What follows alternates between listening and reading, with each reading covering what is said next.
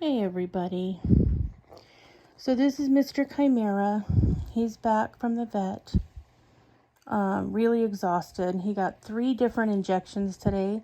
So this boy is wiped out. Right now you can see he's trying to fall asleep. But if you look down here, you can see he's breathing. So, he's doing okay right now. He's just really, really, really, really tired. So I'm holding him, trying to heat him up a little bit before I put him back in his enclosure. I mean, his lights are on and, it'll be fine. He can get in there when the time comes. However, being in the car and everything, he got a little bit cool, so I'm going to heat him up. And remember, you're 100 degrees, right? Your body heat's 98.6. Always a good way to help your reptile get some extra heat is put them on you if you can. If you wear a hoodie or a jacket that zips up or buttons up, tuck them in. Gives them a little extra boost. They're ectothermic, so they have to heat from the outside in. So always a good idea to just go ahead and heat them up. So, anyway, so the veterinarian said that she really is pleased with the care he's been getting, which I appreciated. And she took an x-ray. Hi, sweetie. I know, I'm sorry. To see how everything was going. And she said that he did not have pneumonia. Now, he does have some junk in his throat and kind of, in his nasal passages. He had some sludge. So it might be the early stages of what would have been a much worse URI. But she said his lungs look, quote unquote, fuzzy on the x-ray. So I'm hoping that means that we're in the early stages. We caught it in time, that he's had his injection. So he had an anti-inflammatory. He had his first injection of an antibiotic, although this one will be oral.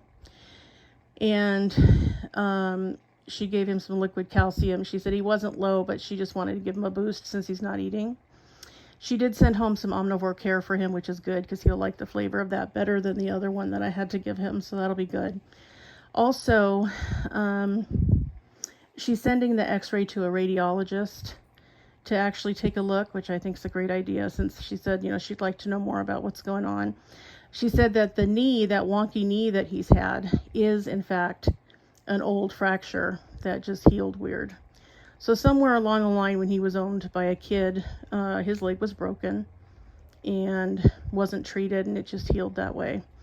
But she agreed that there's no reason to amputate it. I mean, it's locked a little bit and there's a little bit of MBD, which we knew, but he's doing fine with it and it's functional, and I appreciated that because I told her that's kind of how I felt. I just wanted to make sure that we weren't dealing with a mass or something, or, some kind of a growth that shouldn't be there that might indicate something else, especially since she said that his x-ray was kind of weird. So that was all good. She sent home medication, so he's going to be on an anti-inflammatory for another 7 days. Yeah, I know you need to breathe, baby. And an antibiotic for another 10 to 14 days. And she gave him an oral one this time because she said that maybe having the antibiotics orally will help some of that mouth rot issue that's in the corners of his mouth. And she said, if it doesn't and he's, still struggling, then we can consider doing a dental on him and trying to clear some of those areas out. He does have some dental disease because, his beginnings were not good. So, yeah, so that's going to be the plan if this doesn't work in a longer term than what we've had before. Yeah, he has had quite a day. But they said he was very, very good, that they have to sedate them in order to take x-rays, and they did not have to with him. He sat very nice and very still, and he was an extra good boy. And I said, I was very proud of him. He's such a good boy.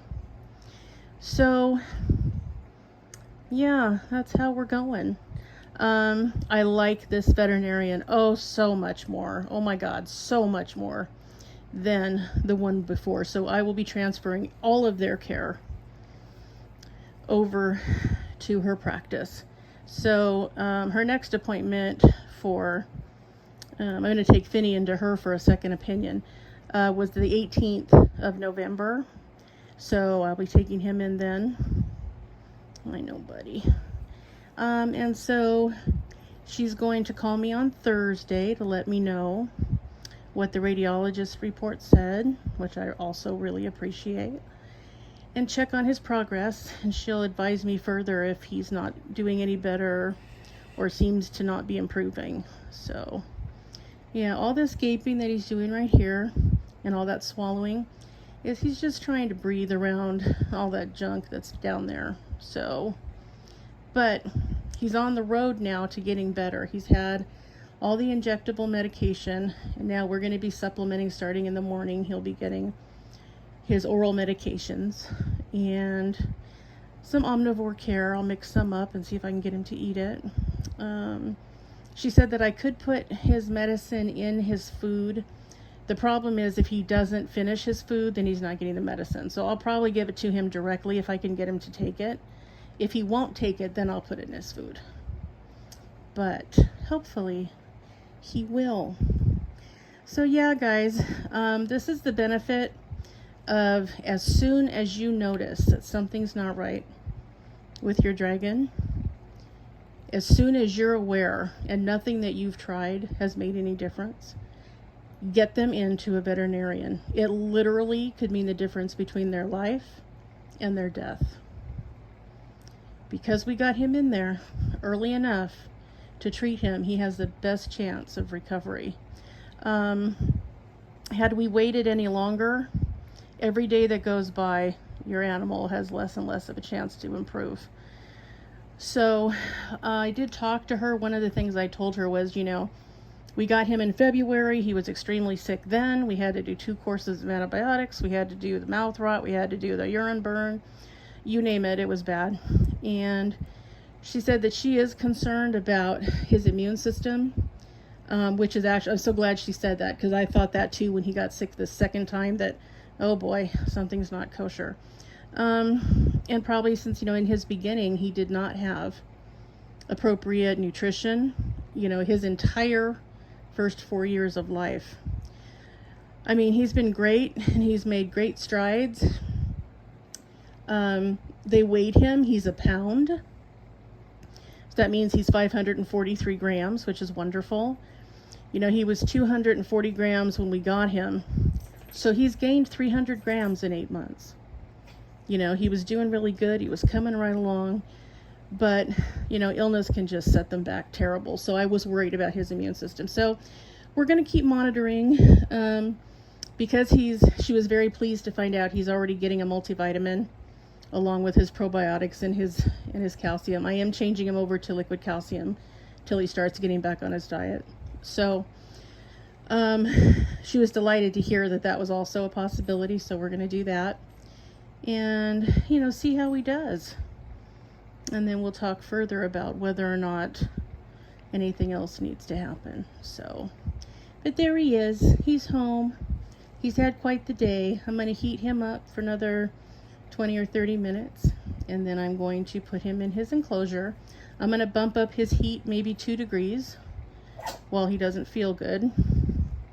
And tonight I will put on his heat emitter when the lights go out so that he's got kind of a steady heat source going in. And we will see, guys. He's pretty sick. So we're going to do everything we can. And once again, it's ultimately up to him whether or not he responds to treatment. So thanks for watching and for caring about him. He and I both appreciate it. Yeah, I know, buddy. And we will keep you updated on him as he's going along. Ruby's finally finished laying. Woohoo. That's been good. And Merlin's hand, where he's got that sore spot, is healing up really nice. So everybody's doing okay so far except poor little Chimera. So extra prayers, please. Send good thoughts. Here's a good picture of the inside of his mouth. Poor little guy. He has really been through it today. All right, everyone. Well, have a good evening, and we will keep you up to date. Talk to you guys later. Bye.